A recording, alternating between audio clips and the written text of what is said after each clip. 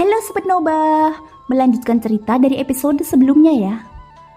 Di episode sebelumnya, Jin Huan-sen memberitahu Xiaoyan bahwa makhluk misterius yang mengejarnya adalah binatang ajaib yang berspesialisasi menghisap darah keabadian fisik. Dan Ras Yuan-sen menyebutnya sebagai hama darah keabadian fisik. Hal yang paling mengejutkan dari makhluk ini adalah dia dapat mewarisi kekuatan dari mayat darah keabadian fisik yang dia serap. Sehingga hal itu membangkitkan minat Xiaoyan yang membutuhkan banyak pemahaman tentang Ras Yuan-sen.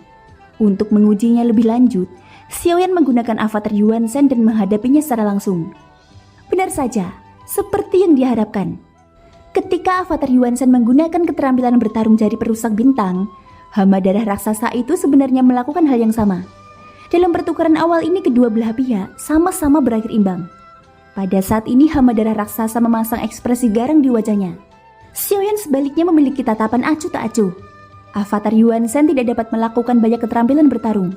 Namun dengan kekuatan tubuh fisiknya, setiap tinjunya merupakan senjata mutlak dan dia tidak membutuhkan banyak keterampilan bertarung.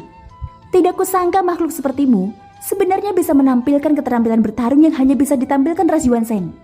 Lalu bagaimana dengan ini? 82 pukulan dewa. Hancurkan! Teriak Xiaoyan. Tinju yang terbungkus cahaya keemasan bergerak menuju hama raksasa busuk itu. Kekuatan setiap pukulan sungguh menakjubkan. Hal ini menyebabkan gelombang riak yang menyapu di kehampaan luas. Tinju yang bersinar dengan cahaya keemasan membombardir ke arah hama darah raksasa. Menghadapi serangan Xiaoyan, hama darah raksasa busuk memancarkan aura roh jahat hitam. Kemudian dia melakukan gerakan yang hampir sama dengan tinju Xiaoyan, yaitu menampilkan 82 tinju dewa untuk bertarung dengan Xiaoyan. Teknik ini aku juga bisa melakukannya. Suara aneh itu terdengar lagi. Adegan ini sontak saja membuat Xiaoyan tersenyum pahit. Rupanya keterampilan bertarung yang dia gunakan cukup umum di kalangan Ras Yuan-sen, yang bahkan bisa ditampilkan oleh makhluk busuk di depannya. Di antara tabrakan itu, kedua belah pihak sama-sama menampilkan 2 pukulan para dewa. Bahkan kemahiran hama darah raksasa masih lebih tinggi dibandingkan Xiaoyan. Pupil mata Xiaoyan sedikit menyusut. Dia berkata, selain mendapatkan kekuatan keabadian fisiknya, mungkinkah ia masih bisa mendapatkan ingatan dari Ras Yuan-sen yang dia makan? Gumam Xiaoyan. Dia tanpa sadar terkejut dengan pemandangan di depannya. Hama darah raksasa pada dasarnya makhluk jahat. Terlebih lagi setiap darah yang dia hisap akan membawa dampak roh jahat dari pemikiran Ras Yuan-sen. Jadi tidak mengherankan jika dia memiliki ingatannya. Dalam hal ini, akan ada lebih banyak alasan bagimu untuk menangkapnya, ucap Jin Huan-sen. Xiaoyan mengangkat alisnya sedikit saat mendengar ini. Memang benar dibandingkan dengan sisa jiwa Jin Huan-sen yang ingatannya setengah hilang, mungkin hama darah raksasa lebih tahu banyak tentang keabadian fisik. Bukti bahwa dia sudah menampilkan 2 kartu truf keabadian fisik sudah cukup untuk mengejutkan Xiaoyan. Selanjutnya Xiaoyan tidak tahu kejutan macam apa yang ditunjukkan makhluk di depannya. Karena ini masalahnya, kamu memenuhi syarat untuk menjadi salah satu avatarku, ucap Xiaoyan. 82 tinju dewa dari kedua belah pihak masih membombardir satu sama lain dan hampir mencapai akhir. Namun dalam konfrontasi ini, Xiaoyan tidak mendapatkan keuntungan apapun. Sebaliknya dia bahkan sedikit dirugikan. Tentu saja dalam hal ini Xiaoyan tidak sampai menggunakan tubuh keabadian fisik super raksasanya. Dia hanya menggunakan kekuatan keabadian fisik bintang 9 untuk mengujinya. Bum bum bum. Terdengar suara tinju yang saling beradu di dalam kehampaan. Hal itu menyebabkan fluktuasi yang hebat. Di tengah tabrakan itu, tinju hama raksasa darah tiba-tiba berubah menjadi cakar kuku yang tajam dan runcing, yang langsung menembus daging dan darah di lengan Xiaoyan. Terlihat ada 5 bekas luka di lengannya, yang menyebabkan darah emasnya mengalir keluar.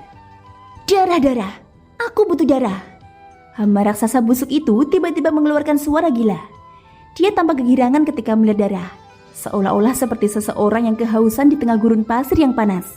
Dan dia akhirnya menemukan air yang dapat menyelamatkan jiwa. Segera hama itu membuka mulutnya, lalu terdengar suara daging yang terkoyak karena sudah membusuk. Saat dia membuka mulutnya, dia menarik nafas dalam-dalam, lalu menghisap paksa darah yang meluap dari luka Xiaoyan. Darah emas itu dihirup ke dalam mulutnya yang besar, yang tampak busuk dan bau. Xiaoyan yang melihat adegan ini pun tanpa sadar ingin muntah. Dibandingkan dengan avatar serangga milik Zizun, makhluk ini jauh lebih menjijikkan. Tapi bagaimanapun juga makhluk ini cukup istimewa. Dia memiliki banyak ingatan daripada Ras Yuansen. Pada saat ini setelah menelan darah emasnya, daging dan darahnya yang busuk tiba-tiba mulai mendapatkan warnanya kembali.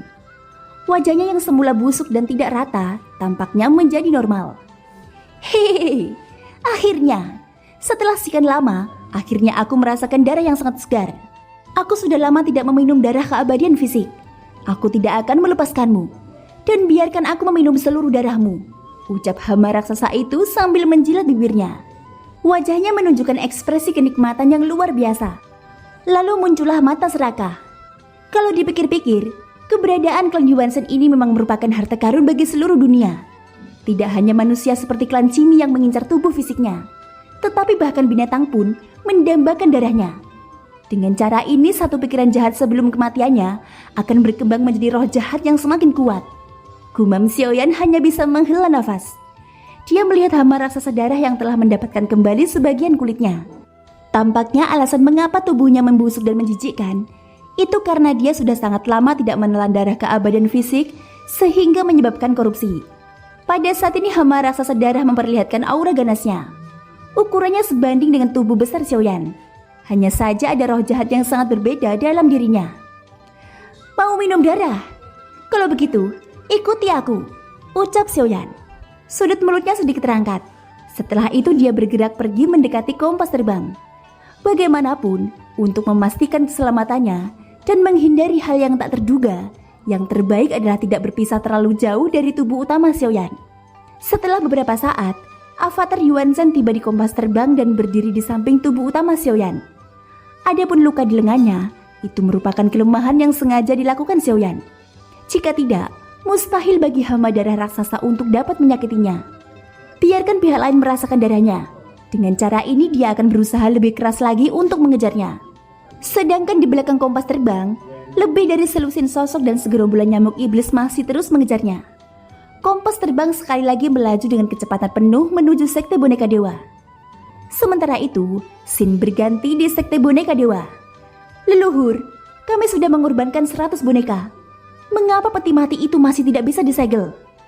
Saat ini Yan Yuan sudah dipenuhi keringat dan menunjukkan ekspresi pahit. Di depannya adalah altar yang beruntung segi 8, dan bagian tengahnya terdapat peti mati yang digantung setengah meter di atas genangan darah. Total ada 10 sosok yang bekerja sama untuk menyempurnakan satu peti mati. Ada juga rantai besi tebal yang melilit badan peti mati. Seolah-olah mereka takut makhluk di dalam peti mati itu akan melarikan diri. Hehehe, meskipun memurnikannya memakan banyak biaya dan waktu, tapi aku sangat puas. Artinya jika boneka dewa ini dilatih, betapa sempurnanya keberadaannya. Ayo, jangan berhenti. Terus lanjutkan sampai berhasil. Cicitku, kamu jangan khawatir. Setelah pemurnian berhasil, leluhur ini akan pergi bersamamu untuk menemukan anggota ras Yuansen itu. Jika benar ada 2 keabadian fisik seperti yang kamu katakan, maka leluhur ini berjanji akan memberikan 1 untukmu, ucap sang leluhur berwajah belang. Bahkan di kapan sosok di altar menoleh serempak setelah mendengar ini, mata Yan Yuan tiba-tiba bersinar. Dia sama sekali tidak meragukan kebenaran dari kata-kata leluhurnya. Segera tanpa berpikir panjang, dia melambaikan lengan jubahnya, kemudian 5 boneka dewa muncul di hadapannya. Setelah itu Yuan langsung mengirim mereka ke kolam darah. Yan Yuan akan berterima kasih dulu kepada leluhur. Dibandingkan dengan boneka keabadian fisik yang akan aku peroleh nantinya, apa gunanya menyimpan 5 sampah ini? Karena ini masalahnya, aku akan memberikan segalanya untuk membantu leluhur, ucap Yan Yuan. Dia tampak sangat bersemangat. Jika ada keabadian fisik sebagai bonekanya, maka masa depannya tidak terbatas. Sekte boneka dewa memang memiliki banyak boneka dewa. Namun dibandingkan satu boneka keabadian fisik, selebihnya hanyalah sampah. Bagus. Semuanya, jangan khawatir. Tunggu sampai boneka dewa ini disempurnakan. Aku juga akan memperlakukan kalian dengan baik. Tolong jangan menahan diri. Korbankan setidaknya beberapa boneka dewa lagi. Peti mati ini akan segera disegel seluruhnya, ucap sang leluhur berwajah belang itu. Di altar ini tidak ada yang berani mengabaikan perintah sang leluhur. Tidak peduli apa yang dikatakannya benar atau tidak, mereka harus mematuhinya. Jika tidak, suatu ketika leluhur marah, dia pernah melemparkan seorang pembangkang ke dalam genangan darah. Oleh karena itu 8 sosok yang berada di sini tidak berani gegabah dan melakukan sesuai yang diinginkan sang leluhur. Scene kembali ke tempat Xiaoyan. Pada saat ini di atas kompas terbang, terlihat nyala api yang berkobar. Tanpa terasa beberapa bulan telah berlalu dalam sekejap mata. Xiaoyan sengaja memperlambat kecepatannya, membiarkan para pengejar di belakangnya terus mengikutinya. Dalam perjalanan, beberapa dari mereka memilih menyerah dan pergi. Namun ada juga yang keras kepala untuk terus mengejar dan menyelidiki. Adapun untuk segerombolan nyamuk void, jumlahnya tidak pernah berkurang. Sebaliknya terus bertambah sehingga membentuk pemandangan yang spektakuler. Thank you guys sudah mendengarkan ceritaku di episode kali ini sampai akhir. Ikutin terus kelanjutan episode-episode berikutnya ya. Di episode kali ini durasinya pendek ya guys, dikarenakan rilis novelnya memang hanya 1 chapter per harinya. Oke, selamat mendengarkan. Semoga hari kalian menyenangkan. Sampai jumpa dan bye-bye.